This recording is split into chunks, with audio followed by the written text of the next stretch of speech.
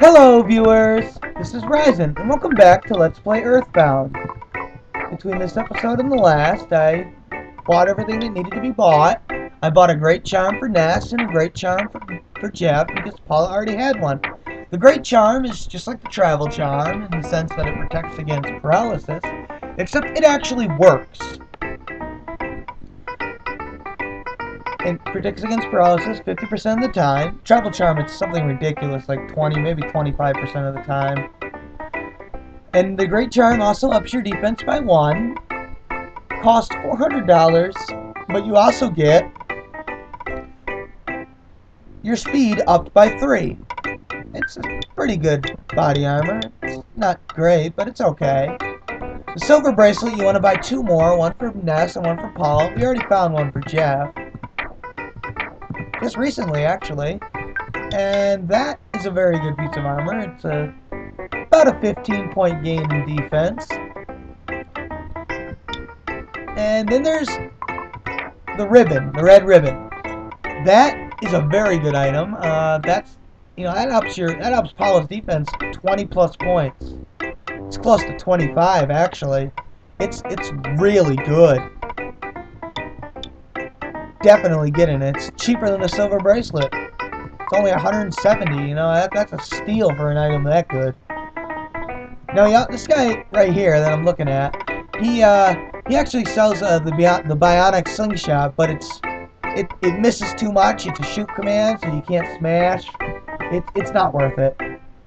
And it is slightly stronger, but I wouldn't get it. This guy up here, he sells a Horn of Life, which is the only revival item you can actually buy. Now, I also got rid of, as you can see, my refreshing herbs are gone because we have healing beta now and we don't need him. That's the phone, and that's the ATM, which I believe I mentioned last episode. I also took the liberty of storing the Sudden Guts pill. And what else did I store? I stored the Rust Promoter, and I think that's it. Yeah, that's it.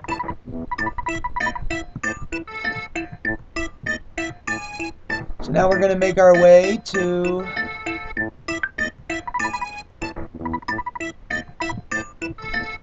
the secret base that is apparently guarded by the Mach Pizza chain because, you know, the 3-minute thing. That's Mach Pizza's thing. Hey, stop that.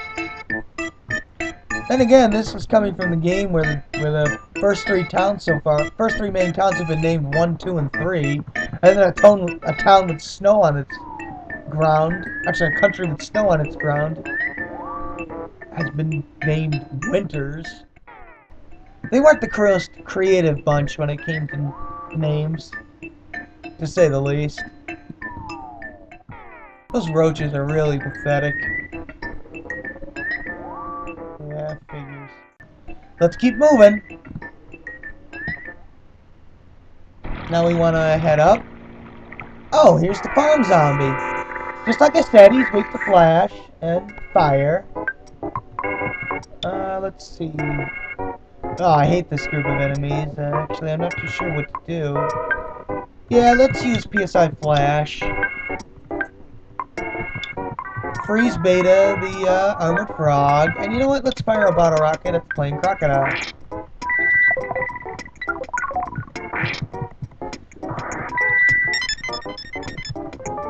Oh, that worked on the Plain Crocodile, too. Good. I can't remember if the Plain Crocodile is vulnerable to that, but oh well. I know the Crocodile is vulnerable to freeze, I believe.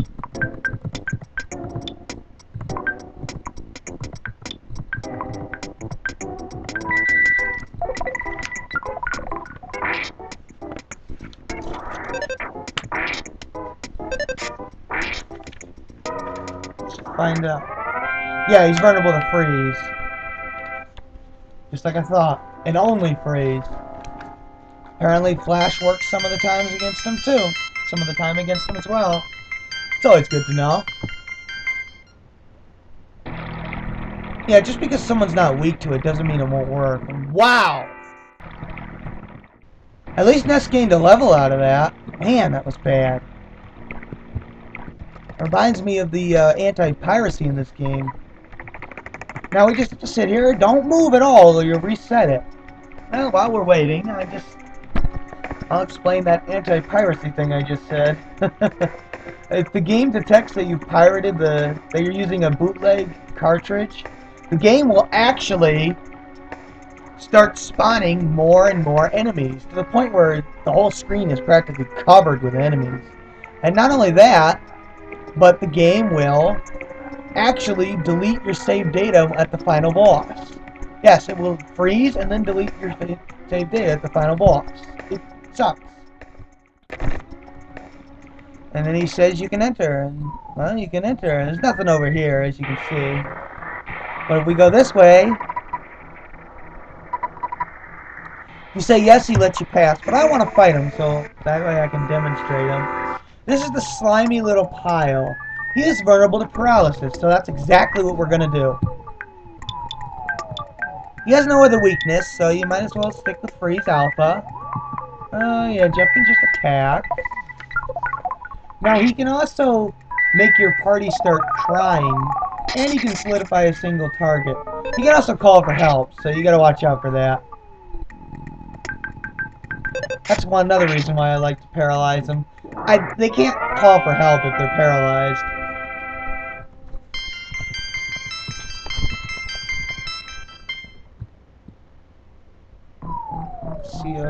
Okay, these guys are the enemies you want to fight here. These are the poppies. They are vulnerable to fire, freeze, paralysis, and brain shock, which we don't have yet. Don't worry about brain shock. So we're just gonna attack. Stick with fire in large groups. No reason to waste a bottle rocket on them. You can use a bottle rocket on the slimy little piles if you want.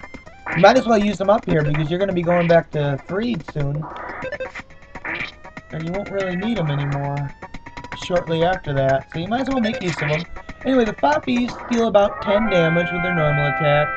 They have PSI Magnet, which can drain your PP. The alpha version. They have Brain Shock Alpha, which is like a confusion to one person. And then sometimes they'll be Absent-Minded, which does nothing. But they start with the Can't Concentrate status effect, which means they can't do anything for the first 4 turns. They're really easy, and they give a lot of EXP. Now, we want to go down that ladder, but not quite yet. First, we want to go in here and get some treasure. And man, that's a lot of farm zombies. These guys drop skip sandwiches? Are you kidding me? Let's just use those up, please. You want to open this up, and we get a bomb, an item that you can just drop because they're no longer useful. Yeah, this game has a habit of giving you useless treasure, and wow!